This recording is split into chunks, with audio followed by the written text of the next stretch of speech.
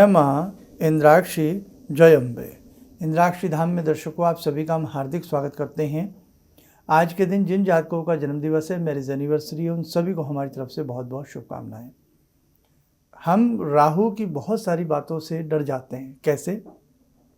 बहुत लोग राहु को लगन में गलत मानते हैं, कुछ लोग अष्टम में, कुछ लोग द्वितीय में, अपना अपना सबका हिसाब है। लेकिन ज्योतिष शास्त्र के अनुसार जरूरी नहीं है कि आपके राहु आपको बुरा ही फल दें, ये आप ध्यान रखना। राहु पापी ग्रह हो सकते हैं, लेकिन राहु कदापि ये नहीं है कि राहु की अंतर्दशा हो, महादशा हो या आपकी कुंडली में कहीं राहु विराजमान हो तो वो अशुभ फल ही देंगे। ये बात ध्यान रखें। आज हम जिन जातकों की जन्म पत्रिका के अष्टम भाव में राहु विराजमान होते हैं उसके बारे में कुछ खास बात आपको बताने वाले हैं। हो सकता है आपके बच्चों की या आपकी कुंडली में भी राहु अष्टमेश हो सकते हैं, तो आप जरूर ध्यान से आज के छोटा सा सब्जेक्ट सुनिएगा। आइए पहले आज का हम पंचांग देखें। 15 मई सन 2024, दिन बुधवार, संवत 2081, वैशाख मास, शुक्ल पक्ष, तिथि अष्टमी, नक्षत्र आश्लेषा, राहु काल 12 से 1:30, दिशा शूल उत्तर पूर्व दिशा। सबसे पहली बात तो राहु अष्टम में आप कुंडली के माध्यम से एक नज़र डालें। देखें, राहु अष्टम भाव में बैठे हैं। किसी भी जातक के राहु यदि अष्टम भाव में हो तो ऐसे जातक के ऊपर राहु के अष्टम में होने का क्या प्रभाव पड़ेगा। एक तो ऐसा जातक देखा गया है कि बचपन से ही जीवन में कहीं ना कहीं उसके कुछ न कुछ उधेड़ बुन परेशानियां रहती हैं। कुंडली का अष्टम भाव आयु का घर है, तो ऐसा नहीं है कि उसकी आयु कम होगी, नहीं, आयु ठीक रहेगी। कदापि आयु से न घबराएं। ऐसे कई सवाल, कई क्वेश्चन आए हैं कि यदि राहु अष्टम में हो तो क्या उस जातक की आयु कम होती है? नहीं, परेशानियों में घिरी हुई स्थिति उस व्यक्ति की रहती है। यदि समय पर राहु से संबंधित कुछ विशेष उपाय कर लिए जाएं तो जब जब उस व्यक्ति के ऊपर राहु की महादशा आएगी या राहु की अंतर या प्रत्यंतर दशा आएगी या राहु का अष्टम में गोचर आएगा तो उपाय के माध्यम से राहु वहाँ शुभ परिणाम ही आपको देंगे। राहु का अष्टम में जाना आपकी आयु को घटाने वाली भ्रांति, ये दिमाग से आप बिल्कुल निकाल दें। परेशानियों में कहीं ना कहीं ऐसा जातक कुछ ना कुछ घिरा रहेगा। अष्टम में आने से स्वास्थ्य की जो बात है, पेट का वो रोगी रह सकता है। पेट से संबंधित गैस बनना, कॉन्स्टिपेशन होना या समय समय पर पेट में कुछ न कुछ तकलीफ ऐसे व्यक्ति की बनी रहेगी। उसके लिए ही राहु का उतारा, राहु का 7 तरह का अनाज, 7 तरह के उसमें उतारे बताए जाते हैं। उससे बहुत उस व्यक्ति को जीवन में रिलीफ मिल जाता है। कई बार बहुत व्यक्तियों को राहु अष्टम में है, नहीं भी तकलीफ होती है, लेकिन यदि पेट से पीड़ित वो व्यक्ति ज़्यादा है तो कहीं ना कहीं गोचर की स्थिति में कुछ ना कुछ या जन्मांक की स्थिति के हिसाब से राहु उसके अष्टम भी हो सकते हैं। उस वक्त में राहु से संबंधित कुछ विशेष उपाय कर लेने चाहिए। अब खूबी की बात करें तो ऐसा व्यक्ति कवि, लेखक, पत्रकार हो सकता है। मोटर पार्ट्स के बिजनेस यदि ऐसा व्यक्ति करे तो ईश्वर की कृपा से उसे अच्छे धन की, अच्छे लाभ की प्राप्ति हो सकती है। ऐसे ही राहु एक योग बनाता है। राहु हमेशा, राहु और केतु वक्र गति से चलने वाले छाया ग्रह हैं। ये ग्रह में इनकी स्थिति आती है शैडो, छाया ग्रह ये माने जाते हैं। प्रॉपर हमारे ग्रह 7 होते हैं, लेकिन राहु और केतु को छाया ग्रह माना जाता है। राहु की स्थिति से और केतु की स्थिति से ही आपको कालसर्प बनता है कि जैसे राहु ऊपर आ गए, केतु उसके सप्तम आ गए। जहाँ ये ग्रह बैठेंगे एक दूसरे के 7वें स्थान पर जाएंगे। केतु जहाँ होगा वहाँ से सप्तम राहु होगा, जहाँ राहु होगा वहाँ से सप्तम केतु होगा। समझ गए आप? आइए आपको एक चित्र के माध्यम से और दिखा देते हैं। कुंडली में आप देखें अपनी कुंडली में ऊपर ये राहु यदि लगन में है तो केतु इनके ठीक सामने सप्तम में आ जाए। ऐसे यदि राहु या केतु मान लें, केतु को चतुर्थ में बिठा दें तो राहु सीधे के सीधे कहाँ चले गए? सीधे के सीधे 10वें भाव में राहु बैठ जाएंगे। कहने का भाव कि जहाँ राहु होंगे उससे ठीक अपोजिट ग्रह में केतु होंगे, जहाँ केतु होंगे उससे अपोजिट राहु होंगे। इनके मध्य यदि समस्त ग्रह आ जाएं तो जातक को कालसर्प योग भी होता है। कालसर्प योग अनोखे प्रकार का होता है। हालांकि वैदिक ज्योतिष में इसको मान्यता नहीं है, लेकिन फिर भी अब बड़ा प्रचलन में है। तो कहने का भाव, यदि आपको कालसर्प भी है तो उसके भी बहुत अच्छे सामान्य से उपाय होते हैं। भगवान शिव की पूजा होती है, रुद्री पाठ होता है, और श्रावण मास में शिवलिंग पर पूरा महीना जो जल चढ़ा दे तो वो भी कालसर्प से मुक्त हो जाता है। इसके लिए हमारे स्वतंत्र वीडियो अनेकों बनाए हैं, उन्हें आप हमारा अच्छे से सुन लेना। अब एक बात तो ये हुई कि राहु का अष्टम में आना पेट की तकलीफ दे सकता है, लेकिन खूबी पत्रकार, लेखक, है ना, कवि, और साथ में लोहे से संबंधित, मोटर पार्ट से संबंधित, किसी मशीनरी से संबंधित वो वर्क करे तो उसमें उसको खास अच्छा लाभ मिल सकता है। और यदि उसके राहु अच्छी स्थिति के हैं, किसी शत्रु ग्रह की स्थिति या निगाह उस पर नहीं पड़ रही है, जिसे हम दृष्टि कहते हैं, ग्रहों की दृष्टि नहीं पड़ रही है, और यदि मित्र ग्रह के साथ ही वो बैठा है, तो जब जब महादशा या अंतर्गत दशा उस व्यक्ति के ऊपर आएगी, उसके व्यापार में उसे और मुनाफा ही होगा, ये आप ध्यान रखना।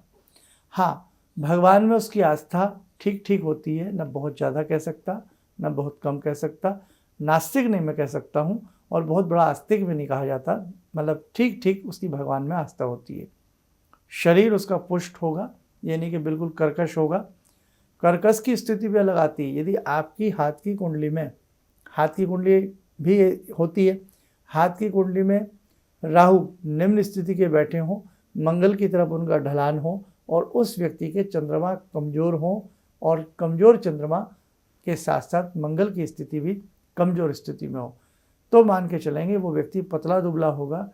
अनेकों प्रकार के रेशे रेसी जैसी रेखाएं उस व्यक्ति के हाथ में होंगी, और उदर का रोगी होगा, पेट का रोगी होगा, श्वास का रोगी भी हो सकता है। तो ये राहु की बातें हैं।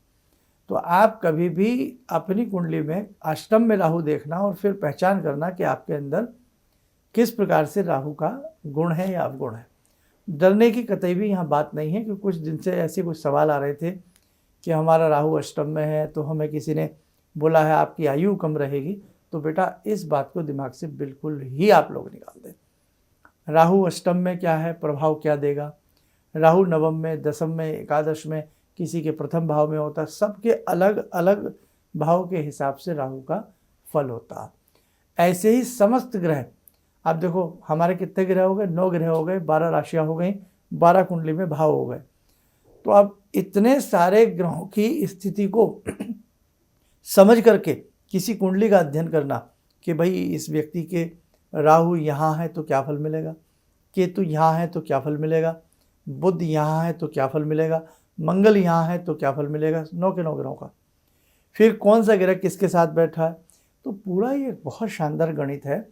जीवन की किसी भी दौर में आप किसी समस्या से जूझ रहे हो और कोई परफेक्ट आपके सामने एस्ट्रोलॉजर हो, आपको मिल जाए, या आपके पास डेट ऑफ बर्थ डिटेल नहीं तो हाथ की रेखाएं दिखाएं, तो आप इस विद्या से एक बार जीवन में बहुत अच्छे से लाभ ले सकते हैं।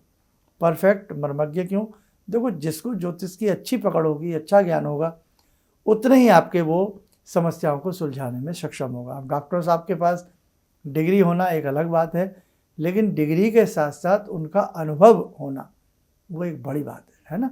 तो किसी भी क्षेत्र में जितना अच्छा अनुभव होगा, उतना ही अच्छा वो आपकी समस्याओं को, आपकी किसी भी चीज़ को दूर करने में वो सक्षम होते हैं। तो आज हमने ये छोटा सा एपिसोड था। आप भी देखिए आपकी कुंडली में कहीं राहु अष्टम में तो नहीं है, डरने की कोई बात नहीं। आइए समय हो चला आज की ध्यान साधना का। आज की ध्यान साधना में जुड़ते हैं भगवान श्री राम से।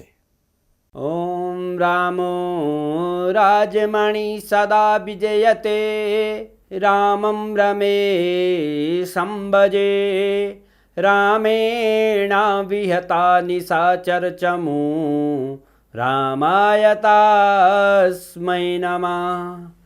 रामानास्ति परायणं परतरं, रामस्य दासोऽम्यहम्। रामे चित्तलया सदा भवतु मे, भो राम मामुद्धर। राम रामेति रामेति, रमे रामे मनोरमे, सहस्रनाम तत्तुल्यं राम नाम वरानने। आदो राम तपोवनं दिगमनं हत्वा मृगं काञ्चनं वैदेहीहरणं जटायुमरणं सुग्रीवसंवासनं बाले निग्रहणं समुद्रतरणं लङ्कापुरे दाहनं पश्चात् रावणकुम्भकर्णहननम् एतद्धि रामायणम्।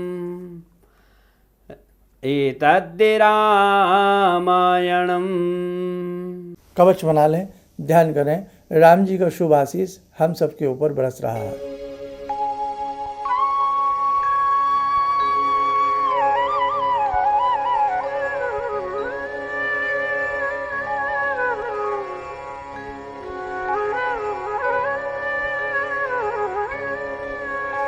ओम बोलते हुए नेत्र खोलें, सामान्य हो जाए। देखो साथियों, बड़ी डिमांड आपकी आ रही है अग्रिम साधना के लिए कि आने वाले समय में कोई बड़ी साधना, कोई बड़ी चीज़ आप लोगों के हाथ से कराई जाए, आपका जीवन धन्य बन सके। तो बेटा, बहुत सारी चीज़ों का हमारा उधेड़-बुन चल रहा है और बहुत जल्दी हम फिर पुनः कोई ऐसा कार्य आपके संग मिलकर के करने वाले हैं जिससे जगत का कल्याण हो, हम सबका उद्धार हो। आप स्वस्थ रहें, सुखी रहें। इन्हीं शुभकामनाओं के साथ हम अपनी वाणी को विराम देते हैं। जय जय अम्बे। हम लोग आपका प्रोग्राम शुरू ही किया था अभी देखना, क्योंकि हम लोग बाहर से अभी साहिबाबाद ट्रांसफ़र हुए हैं, तो उसके बाद ऐसे ही एक दिन बैठी हुई थी, मेरी बेटी भी बैठी हुई थी।